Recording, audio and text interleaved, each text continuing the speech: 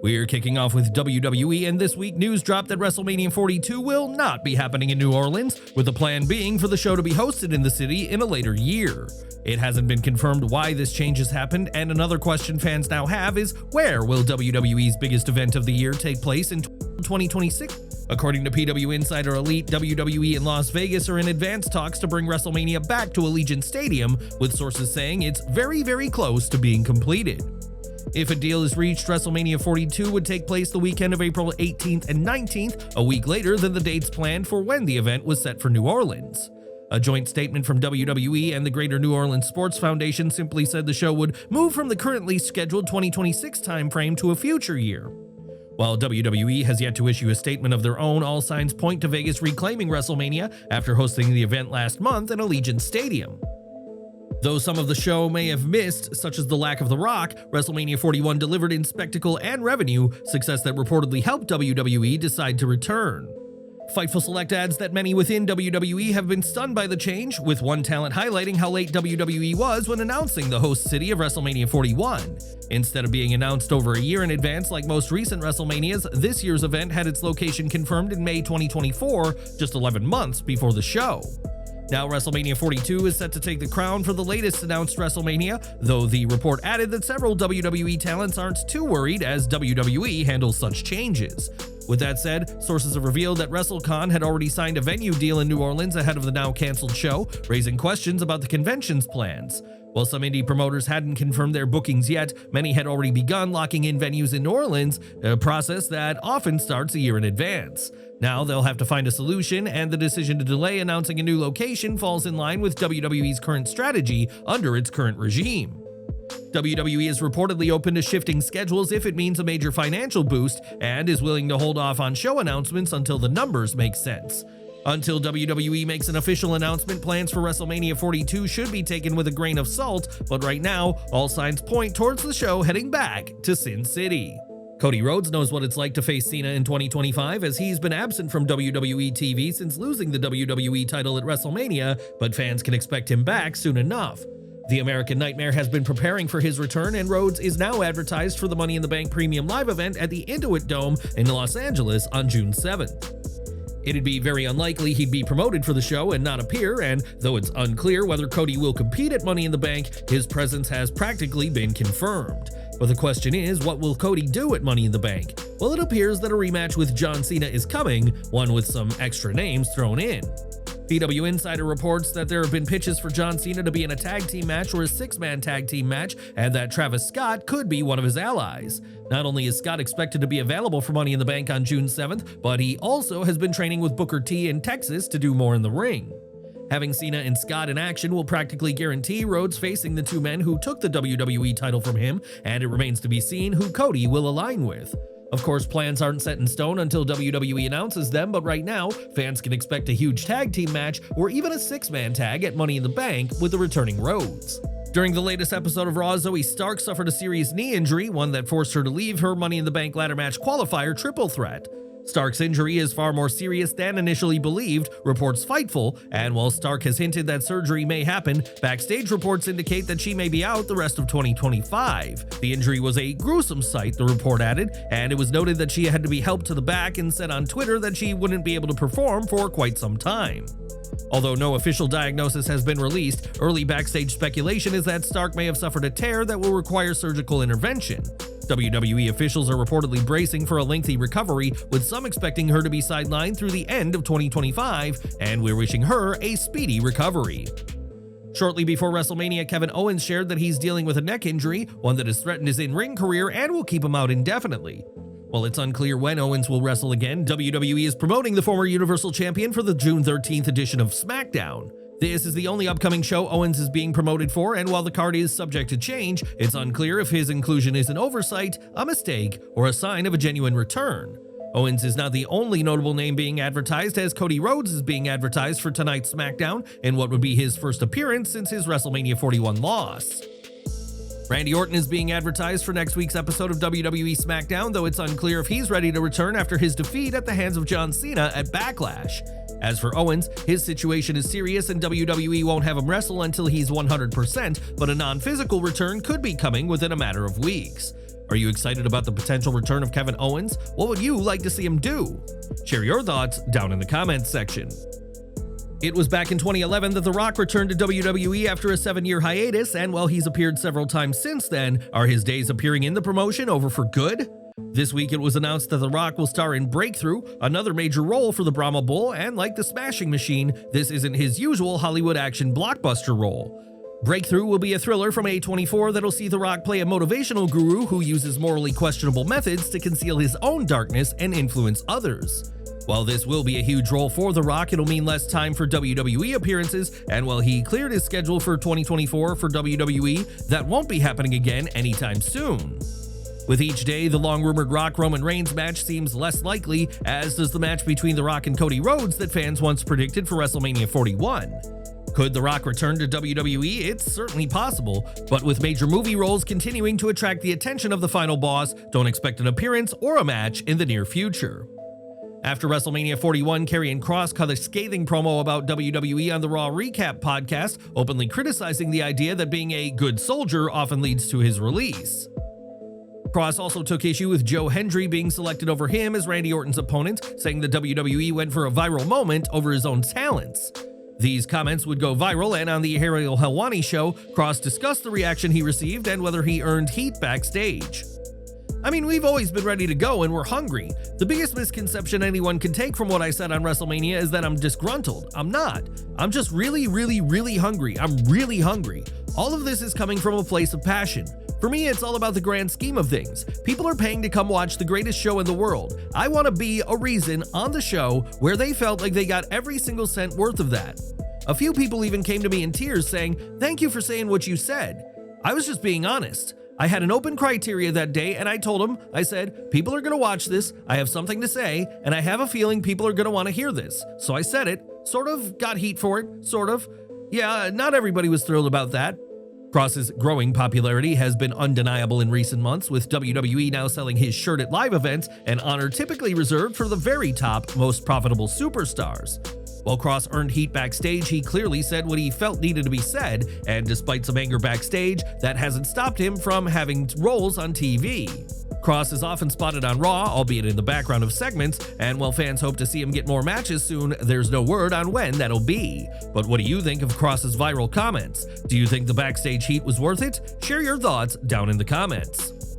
Ace Austin, who signed with TNA in 2019 and quickly emerged as one of the promotion's most dynamic stars, has officially parted ways with the company, but not on bad terms. The news was confirmed by former TNA president and current Maple Leaf Pro Wrestling head Scott D'Amore on his D'Amore Drop column for Yahoo Sports Uncrowned, who writes, "Nothing's been said publicly, but Ace Austin's contract with TNA has come to term. Ace deciding to leave is amicable. He's been there since he was barely out of his teens, and he's ready to step up. I signed him, and everything he's shown since confirms that Ace Austin becoming a massive star is indeed inevitable. He's ready for that next chapter. I think it is time Ace Austin goes all in on proving he's one of the best." PW Insider later confirmed the report, noting that while TNA attempted to negotiate a new contract, the two sides couldn't reach an agreement. Austin's final appearance for the company came during this week's episode of TNA Impact, where he faced fellow former X Division champion Mustafa Ali. With his departure now official, all eyes on where Austin will go next, as top promotions like WWE, AEW, and New Japan continue to scout rising talent. Tonight, TNA Wrestling will host its Under Siege event, but one title match planned for the event has now been pulled by the promotion. On this week's TNA Impact, Director of Authority Santino Marella shared that the international title match that had been set between champ Steve Maclin and Matt Cardona was off. Marella explained that Maclin still isn't medically cleared after his brutal dog collar match with Eric Young a few weeks ago, and the title match will instead happen on next week's Impact. While this change is disappointing, it is being done in Maclin's best interests, and fans can expect a stacked show with TNA Under Siege, even without this title match. In 2023, CM Punk shocked the world when he returned to WWE following his AEW exit, but WWE wasn't the only company interested in the best in the world. In his latest D'Amore Drop column for Yahoo Sports Uncrowned, former TNA Wrestling president Scott D'Amore confirmed that he made a serious attempt to bring Punk to TNA. Although the deal ultimately didn't materialize, D'Amore praised Punk for his professionalism throughout the negotiations. He said, It wasn't a well-kept secret that I tried to sign Phil to TNA after things with AEW fell apart. I knew it was a long shot. I knew I was asking him to work in smaller arenas than he had in a long time. He listened, he was interested, he never big-timed TNA once, and he conducted himself the way we'd all wish a professional would. Talks reportedly became serious around the time of Bound for Glory 2023, held in Punk's hometown of Chicago, and there was speculation at the time Punk would appear. Well, he did attend TNA tapings shortly after before returning to WWE at Survivor Series and ending the speculation about his next move. Now, Vince McMahon's battles in court show no signs of slowing down, but the former WWE chairman is making a hard stance about what he intends to keep private. In a newly unsealed court filing, McMahon's legal team urged the Delaware Court of Chancery to reject a shareholder lawsuit demanding more documents tied to the merger of WWE and UFC. In the lawsuit, the plaintiffs claim McMahon rigged the deal to favor Endeavor, the parent company of UFC at the time, in an effort to protect himself amid his misconduct allegations. McMahon's lawyers argued that he has already agreed to hand over communications tied to the merger and misconduct claims, including emails and texts with WWE and TKO execs. These messages include ones sent to Triple H and Nick Khan, as well as ex-board members, and McMahon is also producing NDAs and board meeting materials. With all that being handed over, McMahon is asking that the court rejects the notion that he has to give anything deeply personal and intimate as part of this lawsuit. McMahon's team says messages with women and family members aren't relevant to the merger and argue that the request for them equates to little more than harassment. The plaintiffs argue that these messages could shine a light on McMahon's real motivations, especially with key board members being pushed out just before the TKO deal went through. This broader discovery could shed light on if the allegations against McMahon pushed him towards aligning with Endeavor with the deal that the plaintiffs argue is unfair. McMahon argues that these are past accusations already covered in a lawsuit that has since been dismissed, but despite this, he does not want certain messages getting out. It's interesting that McMahon doesn't want personal messages to his family from getting out, as according to one source, he is no longer speaking to some members of his family. On Behind the Turnbuckle, Jonathan Coachman claimed that McMahon has not spoken to his daughter Stephanie or Triple H ever since the pair voted against him staying in WWE. McMahon's only family connection is Shane, according to Coachman, who claimed that Vince once said that there were too many McMahons in the kitchen, in a dig at Triple H. According to Coachman, McMahon is very upset right now, but is also happy this chaos is happening, and Coach said that McMahon may make a move when the time is right. He added that with Triple H earning less and not appearing on financial reports, McMahon could use reported WWE dysfunction to try to make an attempt to buy WWE from TKO. Whether that happens or not remains to be seen, but McMahon is keeping a close eye on WWE amid his departure and is far from happy with what he's seeing from the promotion.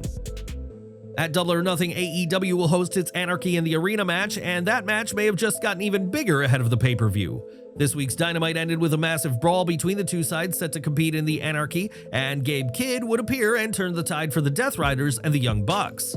On Wrestling Observer Radio, it was highlighted that right now the match will be 6-on-6 as the Bucks and the Death Riders face Samoa Joe, Katsuyori Shibata, Powerhouse Hobbs, Swerve Strickland, Kenny Omega, and Willow Nightingale.